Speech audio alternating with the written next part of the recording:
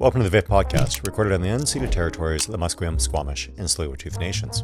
This podcast is a chance to hear more from the filmmakers presenting work at the annual Vancouver International Film Festival, as well as year-round at the VIFF Centre. We hope you enjoy the show. Welcome to the VIFF Podcast. My name is Curtis Walschuk. I'm the Director of Programming at VIFF, and I'm very excited to be joined by Ava Maria Safai, Writer-Director of Foreigner.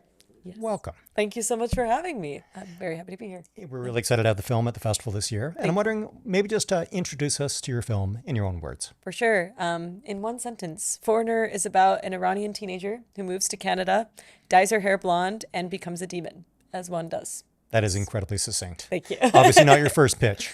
Yes, I've now done this a couple times. I believe in your director's statement when you sent the film to VIFF for consideration, you said that this was like a first draft that you wrote in one day. That is correct. Which, Yes. as someone who lives with a writer, I cannot even imagine how cathartic that might be, or just like that kind of push to just exercise all this from yourself. But Yes. wondering, did you know you were kind of working towards that, like, sit down, push this all out of yourself, or did you just kind of arrive on one day where you started writing and hours later you found yourself with the first draft? Yeah, I have ADHD, so I think I benefit from that a lot. I saw that Telefilm had put out the Talent to Watch guidelines, and they'd asked, what does it mean to be Canadian? And I just kind of wrote a response to that, and I knew that I had to get the application in by the Monday. So it was the Friday night, and I wrote it on the Friday. And I was just like, get it in for the application, and then workshopped it on Saturday. Spent Sunday, Monday working on the budget. And I was fortunate. I had done similar things. I had done a short in 2023, which was also set kind of in a high school, and it was half horror hybrid. So there was things that I had learned through doing that I was able to then apply to my application. But yeah, grant deadlines are very motivational for anyone, I would hope. Yeah, well, Yeah. I think we see this at the festival every year. Our kind of like submission numbers kind of double in the 2 days before that final deadline. Yes. Where I always tell people, like, yeah, we'll keep on top of it for a while, but filmmakers are humans after all. Yes. And thus, they'll procrastinate until the last moment and Totally. then hit that deadline. Yes. But, speaking of deadlines, you mentioned the short film, which was Zip. Yes. And this was a Crazy Eights film where, for those who don't know, you have 8 days to make this film. And so it strikes me as maybe you're someone who works well under the pressure of maybe constraints, deadlines, things like this. I think I work better when there's a deadline behind me, because right now I'm working on my second feature and I have all the time in the world, and it's going much slower, which I like in a way because I have more time to sit with the script and really analyze it. And I find that's the thing that people analyze the most when they're reviewing your film, even the audience. And so that's great. But sometimes it's nice to just get something done.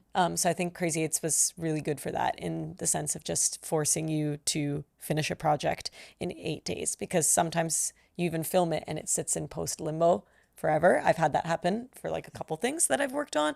And I hope to get them out someday. But if someone just told me you have to get it out by January 1st, then I think that would help. And that Crazy Eights is maybe like a baptism by fire for yourself. How important was that for you to kind of like instill in yourself the confidence that you could then go on and make a micro budget feature film as well? I think that Crazy Eights, here's how I'll word it. Telefilm Talent to Watch, I would say, is Crazy Eights, but like on steroids. So it's kind of the same process where there's lots of standards that you have to meet and goals and milestone dates that you have to hit. So I think the Crazy Eights process was really important in instilling the confidence that my work could be completed in a short period of time and also appreciated by the audience, and I can elicit some kind of emotional response from people on topics that matter to me. So that I call Foreigner the bizarre, estranged cousin of Zip, because they're similar but different. Yeah. They're strange cousins, to be Yes. certain. And I was at the Center for Performing Arts for that Nice. Crazy Eight screening of Zip, Amazing. which you hear audience reactions sometimes, and then you hear audience reactions. Yeah. And, it's a film that employs practical effects to kind of like carry forward its metaphor, if you will, as well, about the silencing of women in some cultures, and wondering for yourself, kind of your interests as a storyteller, as a filmmaker. What kind of led you to this school of body horror, if you will, as the proper avenue to explore some of the things that fascinate you? For sure. When I'm not working in film, I work as a music teacher. So I work a lot with children. And a big part of my job is getting complicated concepts through to them in simple ways. And I feel like horror is a really good container for that kind of thing, to express something that is deep and meaningful and important, but through simple visual cues. So, for example, for Zip, the hijab was like a big issue in Iran, like the mandatory hijab, that people don't have the choice to decide if they want to wear it or not. And so I felt the best metaphor for that, and amongst many other things that are happening in Iran, is the zipper, because it's the easiest way to show that someone is being silenced. And then again, for a foreigner, with like assimilation, I think hair and costume and like what people wear and how they present themselves is a big part of that. And I felt having the character find some magic hair dye would be the simplest way to express that. And yeah, I think it's just a common trend in my work now that I've grown to really love. Yeah. When the foreigner script began to take shape, maybe even before you sat down to write it, I'm wondering if maybe it was some images that were the first things to kind of coalesce, or maybe individual scenes. I think so. Yeah, I think one of the first scenes that came to me quite strongly was the classroom scene where Yasmin meets the three minions for the first time. I think that scene was always very clear in my head. I always knew how I wanted to shoot it. I knew what the first shot was going to be of the three girls sitting kind of side by side. And yeah, I think they were all the scenes were like bits and pieces of my life, but hyper stylized and made to be a little bit more campy and silly than my actual life was. Like, I never had bugs under my skin, but I think there is like an aspect of mental health and self-harm and depression that kind of seeps through in those scenes. And those are the real things, but again, hyper stylized with some monsters and creatures. Yeah. Well, it's interesting for you to hear that, like, that was the first scene that really kind of took shape for you as well. Cause like it's the one where I was definitely like, all in with this film as well, because I think that it's the one just I'm like the most three proud of them being in lockstep, almost like in this like Stepford Wives sort of Yes. manner as well. Like, oh yes, she knows exactly the tone she's going for in this film and everything, and wondering when you're operating on like a really short timeline, like micro budget feature film. Yep. Probably not the blessing of a lot of retakes, a lot of days, things like this. Yep.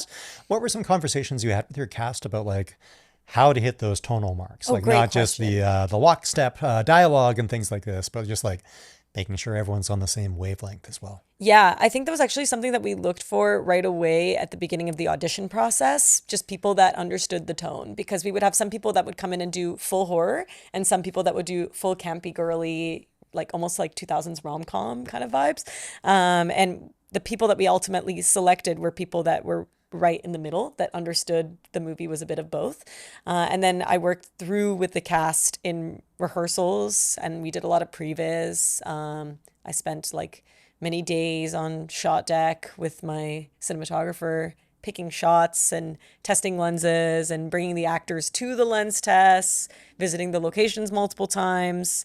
I think I'm going to speak at VIFF Catalyst about this and break this down even further. But yeah, just a lot of prep. And I tried to convey it even in the writing of the script, like the voice that I used to kind of narrate as I was writing it was a bit of both. It was creepy, but it was also a bit silly. So yeah, lots of steps taken in prep to make sure that tone was conveyed. Yeah. Well, I'm curious then, like for yourself, when you're rewriting that first draft, that whirlwind first draft, did you find yourself experiencing maybe similar challenges of like am I going too campy? Am I going too horror? And really striking that balance for yourself? Yeah, and I think there's always people that are going to say it could be more girly and more comedic. And there's another camp of people that will say, well, it could have more monsters and more blood.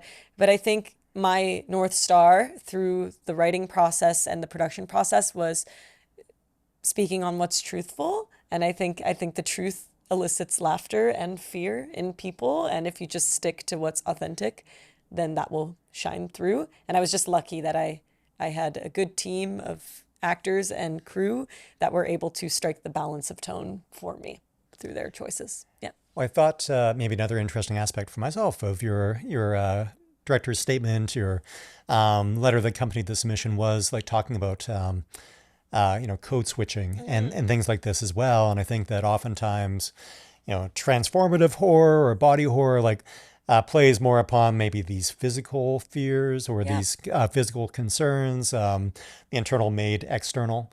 But that element of just thinking about those minute transformations that one needs to undertake all the time. Was that something that came in later drafts, or was that something that was really in the fabric of the film from I think the get-go? all of this was totally just buried inside of me. And through the process of making the movie, I learned a lot about myself and my community, because a lot of my crew had gone through similar things. And I've said this in all of the festivals I've been to so far, and I'll say it again at VIFF, I love white people. This is not a movie about white people. I think it's more about the cost of belonging and how far people will go to feel accepted. And I think in all of our lives, we've had people in them that have maybe scared us and changed us. So that's kind of what I really wanted to speak to from the very beginning. Yeah. And I'm curious then, maybe the film has played a couple of festivals now, one in Montreal, one in London. Yes. And it's sometimes the films almost take the form of an ink blot test, right? Yeah. And folks are going to see different elements to it as well. So Totally. What has it been like sharing the film with audiences now and in terms of the impressions they come back with? Yeah, it's really interesting to see all the different takes that people have on the movie, because some people have really taken the time period into consideration, which I'm glad they did, because it was written that way intentionally. It's when I grew up, and it was also post 9/11. And I think the world's view of Middle Eastern people changed a lot after 9/11. So it was important for me to bring to light a different side of Middle Eastern families and show kind of more comedic and uplifting bonds between the father and the daughter and the grandma and the daughter. And yeah, as I said, some people will always want more monsters, more blood, and some people will want more comedy, less gore, let's go more psychological. So you can't really please everyone. You just have to learn through doing and do what makes you happy. And I think the thing that I'm most proud of is my intent in making the movie was to see myself kind of represented on screen, to see me playing the Regina George or something that I didn't get to see when I was a kid. And if I was able to accomplish that for anyone, that is great enough for me, I think. Yeah. And the film set 2004. Correct. And which is one more challenge to throw at yourself. Yes. when again operating on a talent to watch budget, things like this. So when it came time to maybe convey that time period of time, but maybe not lapse into kitsch and things like this as well. Yep. Just wondering how did you maybe find some shortcuts to achieving that with the production as well? I had done a web series in 2022 called I Killed Maddie Forbes, which is in post-purgatory. The cast and crew know. But we had a lot of leftover costumes from that and props and stuff. And that was also set in 2000. So we were able to borrow some things from there. And then we had great prop house sponsors and an amazing production designer and costume designer and makeup hair team who all really understood the campy 2000s vibe we were going for and pulled from their own closets. Facebook Marketplace. We love Facebook Marketplace. Literally anything that we could find. And we just packed the set full of stuff. So we bedazzled her bed. I brought my old Teen Vogue magazines and I hid them because of legal reasons, but they're there. We made the magazines ourselves, the ones that are featured. That's the crew that's in the pages.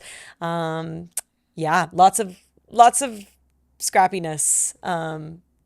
But I hope that it came together. I think it did. But And you touched upon not only the father-daughter relationship, the granddaughter relationship. yeah, The casting in the film is kind of off the hook. Like these performers are also fantastic. thank you. And maybe you can just walk us a little bit through, discovering not only Rose, For sure. but some of the, not only supporting players, but complementary players, because I think they all really help fulfill each other as characters as well. Thank you. I'm sure they'll super appreciate that. They're all amazing. Rose was found on the east coast of Canada. I hadn't really found the perfect fit for the character yet. I was looking for someone that could be very expressive and also very dark and creepy. It's that like tonal balance that we were talking about. And she had that. She was very, very creepy in her initial audition tape. And then we brought her in to read against her dad. And they were great together. They looked like family. And then I found out that her parents are musicians, just like mine, and we had so much in common. So working with Rose has been great. It's her first project like ever. So it's kind of insane that she was able to pull that off. So many long days for her. Chloe, who plays Rachel, was the first person that we found. She'd reached out during the crew call and she'd seen me post the breakdown on Facebook and was like, I love this concept. If there's any role for me, like I will play a pencil. Just see me. And I saw her headshot and she looked pretty much exactly like what I'd envisioned. We saw like 100 Rachels and she was like still the person that just understood tone the best. We cast Talisa and Victoria, who play Emily and Kristen, kind of off Rachel. Like we had them all read together in a chemistry read and it seemed like they were friends for a long time. So it worked. Very creepy, synchronous kind of movements. And then Ashkan and Mariam, who are the family, are people that I know from work. So Ashkan's my coworker. He was also in Zip. So I'd worked with him before. He was great. We saw some other dads, but Ashkan was kind of who I had in mind, honestly, when I was writing it. And then Mariam is my other coworker's mom. So she sent in a tape randomly and was so warm and so emotive. And I asked her how she did it. And she was like, I'm picturing my own daughter every time that I'm talking to Yasmin. And that's all that she needed. And then, yeah, the remainder of the actors were all through casting workbook and Vancouver Actors Guide. And we had a great casting director, Maria Georgiescu, who found all of our cast. Yeah. Did this challenge any maybe preconceptions you had of how you would go about casting a feature film? Good question. I think because I started in like indie shorts, I'm used to taking anyone, Yeah. who will be part of the movie to make the movie happen. And I love working with actors and trying to pull the best out of them because I started as an actor. I still act when I can. And yeah, so it's an enjoyable part of the process. But yeah, like as I get into bigger budgets, hopefully in the future, like I'd love to start combining this idea of finding raw talent out of nowhere and then pairing them maybe with someone that has some more like credits on their resume or has been itching for a lead and has only played supporting roles. Like I'd love to kind of venture into that territory for my next project. But yeah, it was a very interesting process because we saw people in the US, we saw people in Canada, and we ended up going with an all Canadian cast, which is great. Yeah. When you mentioned, getting your start as an actor as well, wondering if there was any experiences you took from when you were in front of the camera Totally. to how you wanted to conduct yourself as a director. I think that's been a huge part in my process as a director, just having other directors that were amazing and then some that were not as amazing, no offense. But you learn from both of how you want to be spoken to. As an actor, you never want to hear like, that was bad, do it again, and do it angrier or something like that. Just makes you feel bad. But then sometimes you also get directors that are almost too nice and too vague and they don't tell you. And in that moment, I'm kind of like, okay, well, just tell me to cry on cue. Like if that's what if that's what you want, just be direct. So it's been a nice learning experience for me as a director. I now know when to be very specific with my notes and when to be more vague and let the actors take the reins. And I'm a big fan of rehearsal. I think that rehearsal and dress rehearsal in costume is really important. Yeah. And that's because I imagine just once you were actually in the costume itself, just movement might be different or Yeah, I comfort think levels. so. Is that And right? I come from theater All as right. well. So I'm not used to a rehearsal process where you don't put on all the clothes and test all the lights and stuff. I think all of that can be translated to film and it makes for a better end product. Yeah. Now, this film has played at Fantasia and at VIFF Fest, like two pretty storied genre festivals. And congratulations, first Thank off. you so much. But also, it's interesting, like this film that is about belonging. Then finds itself maybe in these worlds, which really are about like people finding people of their own strange stripe, right? Totally. And people who kind of get them and get what they're into. And I'm curious to hear maybe a little bit just about your experience of like burrowing into this story that is about isolation and the cost of belonging, Yeah. and then maybe finding yourself presenting it in some of these spaces that are more about acceptance sometimes as well from the audiences and championing differences. That's such a good question. Yeah, I've been very fortunate that the audiences have been very receptive, especially with the Q&As and just having more context about where the story comes from and the intent. So that's all been really positive. I think actually like one of the more brutal parts of filmmaking is you learn so much about yourself, like for the better or worse. And it's been kind of hard confronting the fact that maybe I was more depressed than I wanted to be in high school. I'm really glad that art has helped me find a way out of that, and that now the things that kind of once made me weird and different are the things that are making me cool as an adult. Like I remember I used to write music, and then I think there was like this random day in elementary school where like people like tried to take the music book from me and like flush it down the toilet. So these things like stay with you. I don't want to pretend that they don't, and maybe to some people it seems trivial, but it really did stick with me.